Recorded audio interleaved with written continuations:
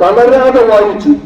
ആ വായനയിൽ നിന്ന് കിട്ടിയത് ഭൂതപ്രേതാദികളുടെ ലോകത്തേക്ക് നമ്മളെ കൊണ്ടുപോകാനല്ല, അന്ധവിശ്വാസങ്ങൾ വാരി നിറക്കാനല്ല, മറ്റുള്ളവരെ പുച്ഛിക്കാനല്ല, നന്മയുടെ വഴിയെ, വെളിച്ചത്തിന്റെ വഴിയെ മുന്നേറാനും പടമെട്ടി മുന്നോട്ട് നീങ്ങാനുള്ള കരുത്ത് ഞങ്ങൾക്ക് നൽകിയത് പുസ്തകങ്ങളാണ്.